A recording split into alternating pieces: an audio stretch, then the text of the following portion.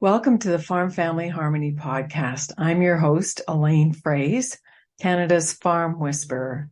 I've been helping farm families in agriculture find harmony for over 30 years, and now I'm bringing some simple, practical tools to you.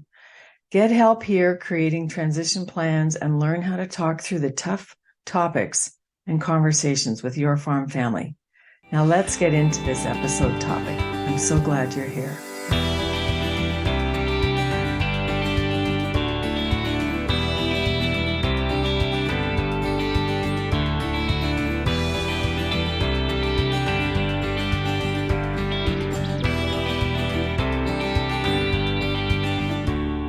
Welcome, folks, to another episode of the Farm Family Harmony podcast. I'm Elaine Fraze, Farm Family Coach, and I am super excited today to let you listen to the witty and contrarian and down-to-earth Damien Mason, who is also a podcast host of The Business of Agriculture, which FCC, Farm Credit Canada, has said one of the best podcasts in agriculture you can listen to. And I've been a guest on Damien's podcast, and I aspire to have 40,000 downloads a week. I don't know, Damien, how well you're doing now, but anyway, you and we share a lot of story. We're both professional speakers. We both love ag. Just tell me, what's your current passion right now, and who is Damien Mason today in this moment? Today in this moment, I'm actually starting to look at slowing down and enjoying things a little bit more. I took up golf 3 years ago. I'd like to play golf a couple times a week, and I got back to my shooting my sporting clays with some of my buddies. So I'd like to fish a couple more times. I've only been fishing once in the last 5 summers, and 3 summers, I guess that is. And I've only but the thing is, I look at time a little differently now. I'm 53, I'll be 54 this summer. I like work. I'm a farm guy. I find it funny still. People say, man, you're out there beating the road. You're working hard. I'm like, yeah, I am. But, I worked hard when I was 12 also. So I still work. I probably work more than most people, but I'm actually looking at paring that back a little bit to golf, fish, shoot guns a little bit. And wait a minute, this is a Canadian podcast. I didn't say shooting guns. I know how you guys are about that. No, we hunt up here. Come on. I know. So anyway, so all's well. We're back at the farm. We like most of your countrymen, we have a winter home in Arizona. And so we go down to Arizona, and then I leave from Arizona and travel all over North America doing speaking engagements during the cold, wintry part of the year. We got back here, you and I are recording this at the end of May. I got back here a week or so ago, and we're out here buttoning up things at the farm, getting things dialed in at the farm. So it's all good. I still enjoy the farm in spring. I still enjoy everything about it, but we rent out our tillable ground. It doesn't mean there's no work to be done. There's still timber to manage. There's still the grounds to maintain. 5 years ago, got rid of the cows. That makes things easier, not having livestock. It's still smarter for me to run my business than to have a hobby beef operation. So you start making those adjustments based on some commitments of time. So that's kind of where things are right now. I've been on the road for almost 30 years. I quit corporate America in 1994 to be a professional comedian.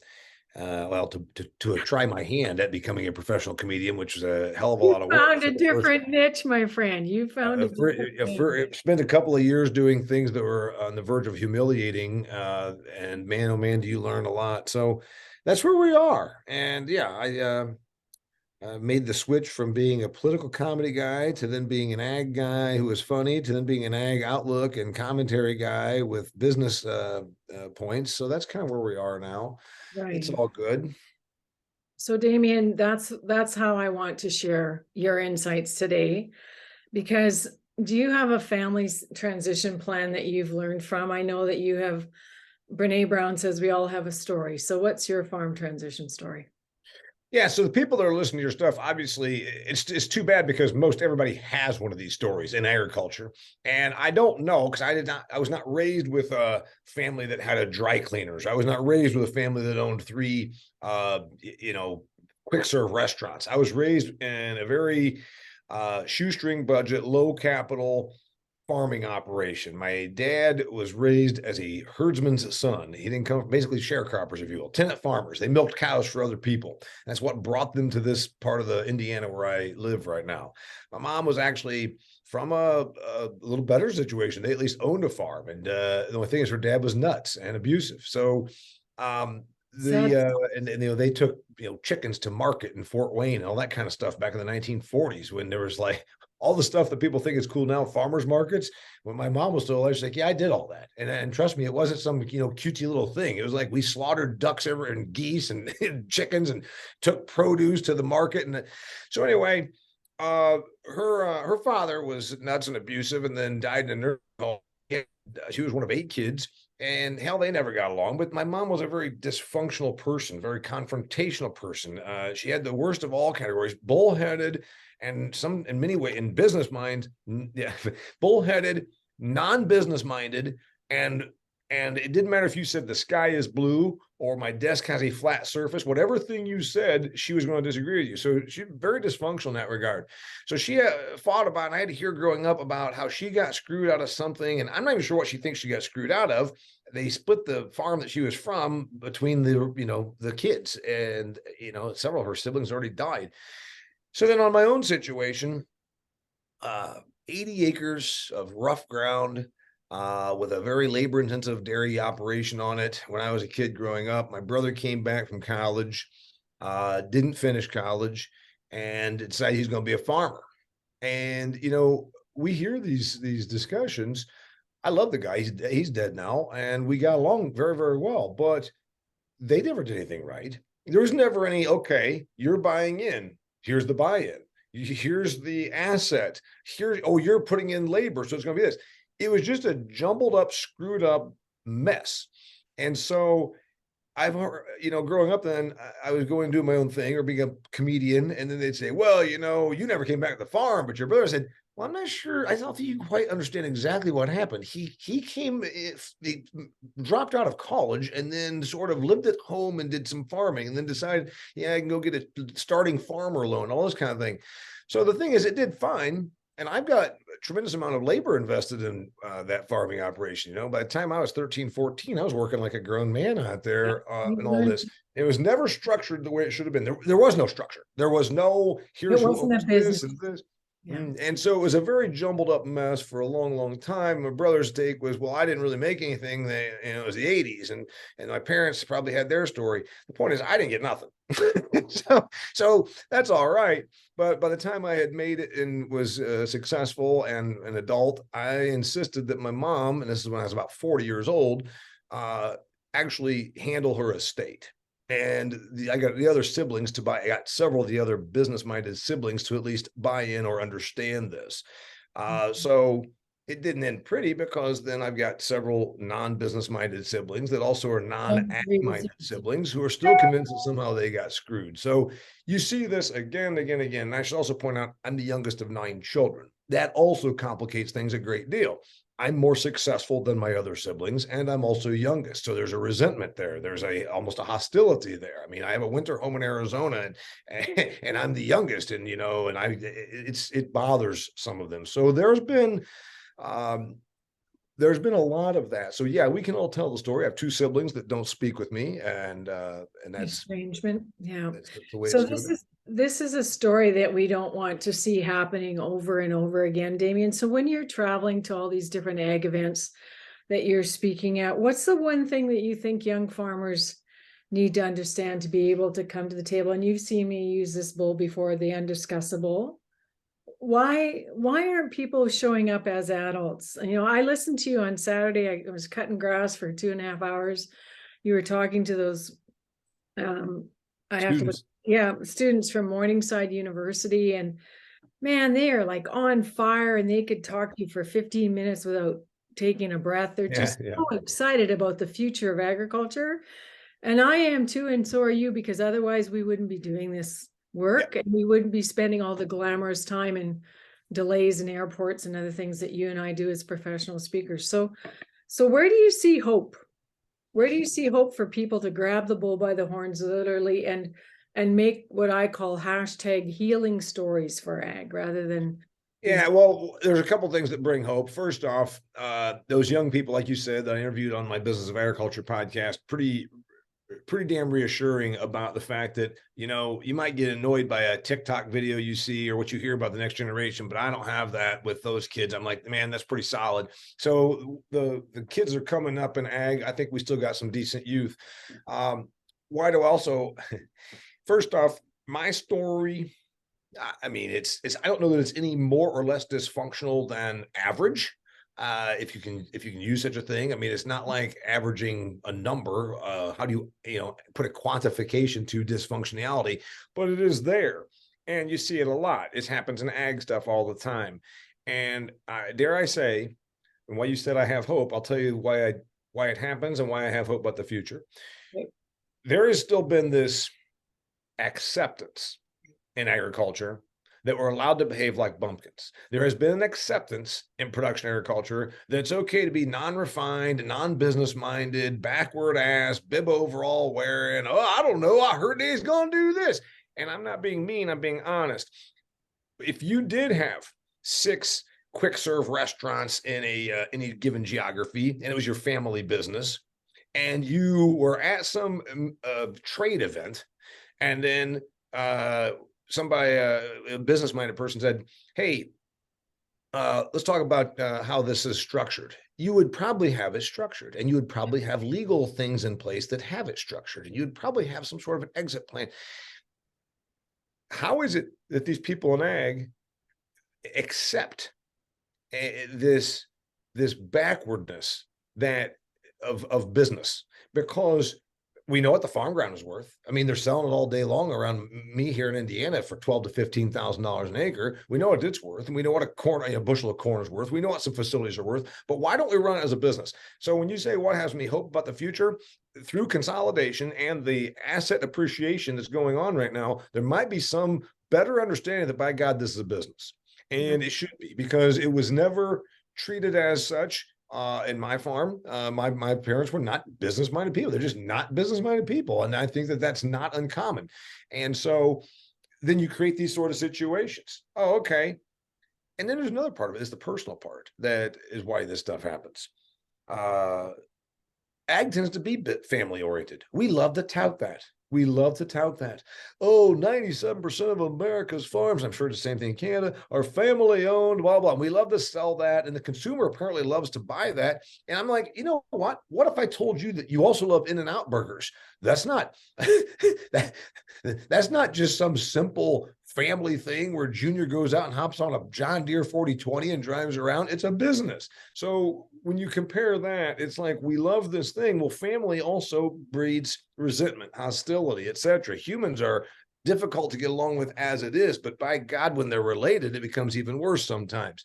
So that's where this thing arises from. So what gives me hope about the future is there seems to be a greater understanding of the business side of it. I called my podcast that I launched 7 years ago, The Business of Agriculture, because I continue to drive this home. This is an industry. This is a business. Businesses make money. If businesses do not make money, they do not exist.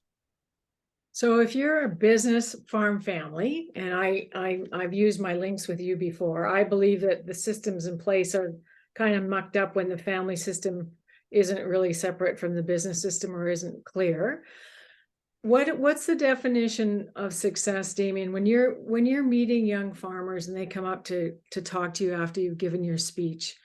What's their greatest frustration in getting the older generation of the table? And I don't want to pick on the older generation, because I am. You said you're 53, I'm 66.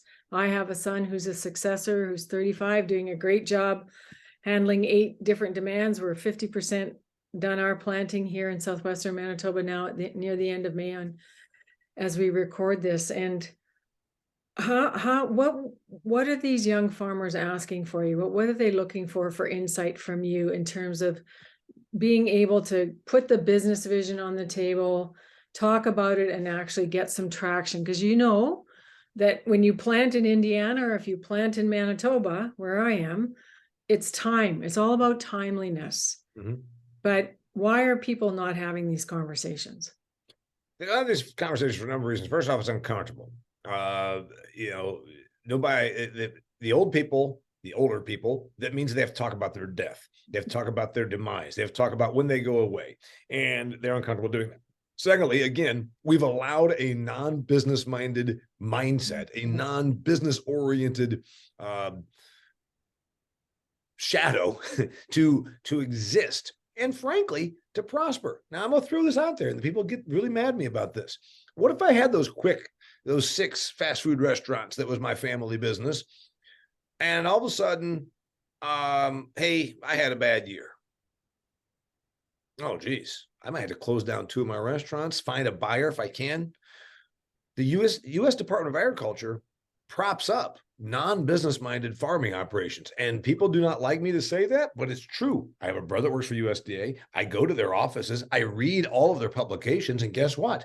We have a situation because we want food autonomy and food security. And the New York Times talks about family farms. Almost every USDA policy actually favors inefficient, lower level producers. So you can be a shitty business person and be a below average farmer and not really suffer the consequences of completely going out of business or bankruptcy through a lot of the policies that are persist.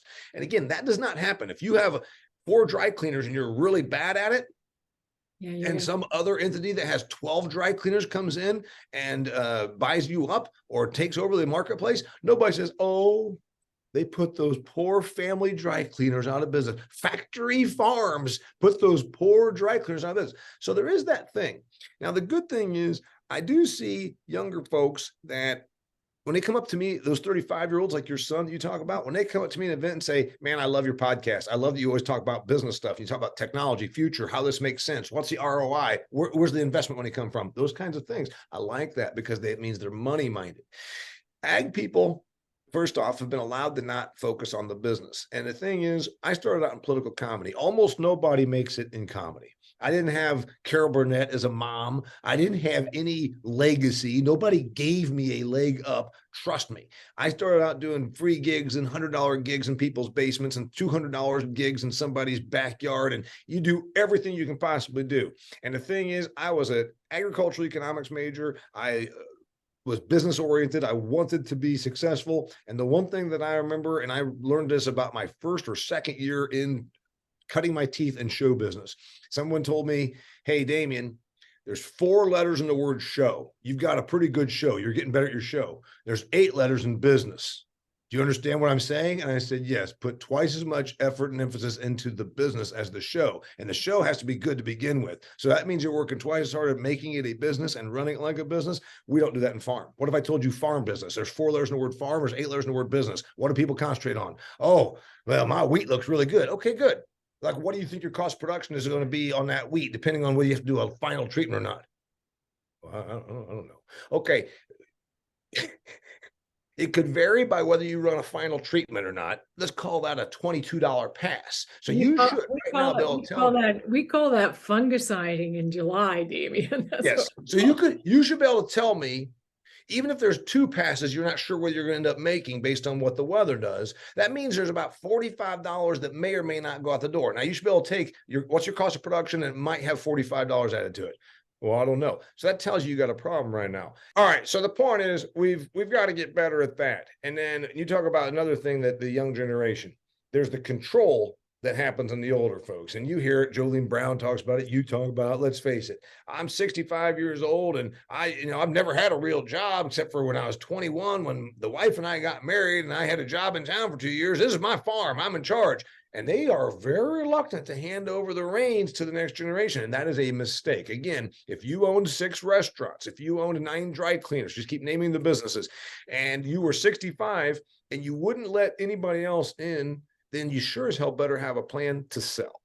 And we do neither oftentimes in production agriculture. Don't have a plan for succession, don't have a plan for sale. Then what are you going to do? Well, I was going to stay here. And here's the thing. It's also selfishness. When you think about succession failures, Elaine, and you're around it more than me, it's your business. I'm just giving you the outside observation and commentary. The fact that my mom didn't handle stuff better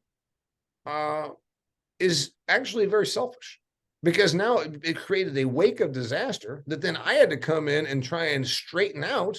And then it fractured what relationship, instead of it being, oh, well, I handle it this way, and here's why. Now it's, I don't want to have any of my kids mad at me. So I just lay off and let Damien kind of take care of it. And then he can be the bad guy.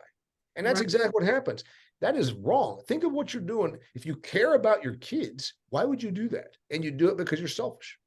Well, and agreed. I often say procrastination and conflict avoidance is killing agriculture. And so today's podcast, our theme was discussing the undiscussable and looking at our story and how that impacts we view the business going forward. So just to wrap up, Damien, when these young 35-year-old male or female farmers come and talk to you after you speak, and they say, how can I convince my parents that it's time to let go? Or how can I show them that this is a business?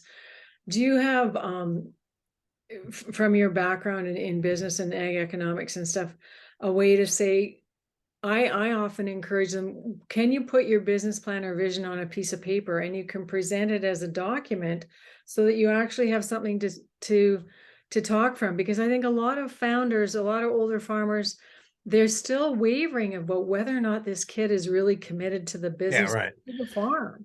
Yeah.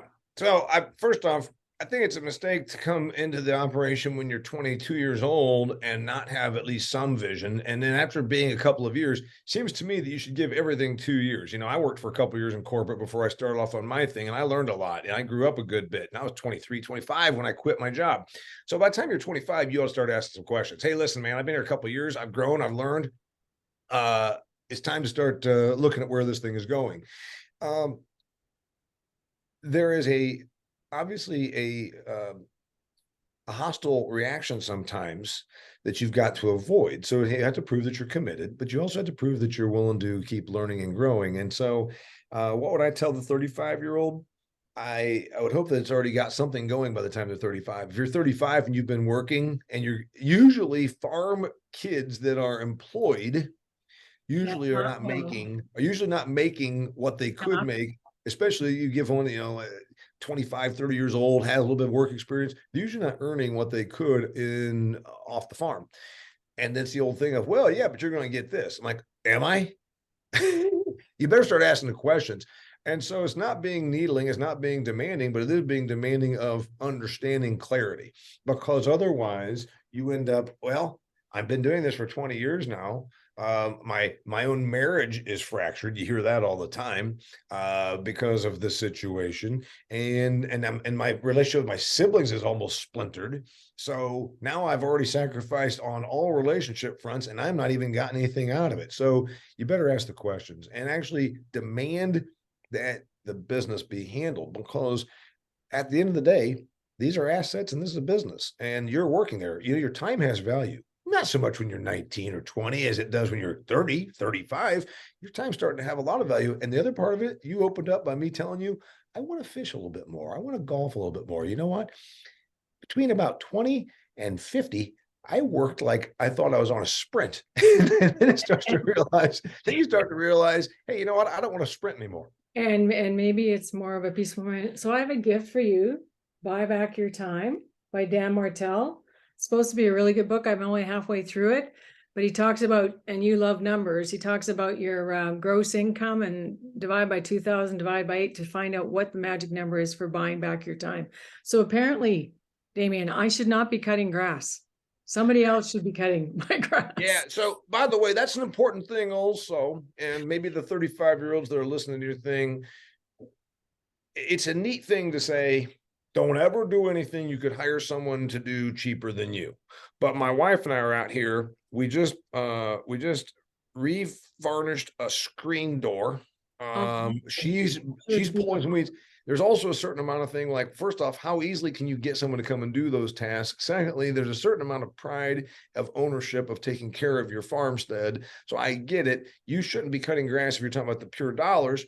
However, you also said you were listening to my podcast while you were doing that. And you know what you're really doing? You were thinking. Yes. And being out there on that lawnmower, I don't know about you, when I go and bush hog my paths around the farm with my Kubota and my bush hog, You're thinking. happy. I'm thinking. I'm always thinking, because I think thinking is work. And And thinking is something that we need to be more intentional, right, about the time that we're having. So I just want to say, in honor of Carol Burnett, I'm so glad we had this time together. And Damien, you liked the Carol Burnett reference. Those 35-year-olds that you're talking about are saying, "Who is this Carol Burnett person?" What are anyway, these old people Damien, talking? you get out there and you enjoy your summer, and you continue to beat the drum of the business of agriculture, and I'll continue to beat the drum of farm family harmony, and together I want to throw it out there though, because I think this is really important. You asked something and you even sent me a couple of questions. You said success for a farm founder, success for a next generation farmer, success for handing it off. Again, understand we love the legacy. And I get home, my wife, I take a picture of these barns that were built in the 1800s that I've reskinned and resided, and that's neat. But unless you handle the business, there is no legacy and there is no lifestyle. What there really is fractured relationships, poorly made, executed and poorly made decisions about money, and a wake of disaster. There is no legacy, there is no lifestyle unless you handle the business of agriculture first. And that's what folks really need to be motivated by. Hey, I want to raise my kids out here. I want to see my grandchildren run up the driveway. You do? Oh, well, your actions haven't really ferreted that out now, have they? If you really want that, why don't you go to the attorneys right now and start setting this up? Have you met with the accountant and talked? Yes, those are the things that you and I both know, conversations that need to happen. Grab that bull by the horns, folks, and check out Damien's podcast of the business of agriculture. You can find him at damienmason.com, and you can find me at farmfamilycoach.com.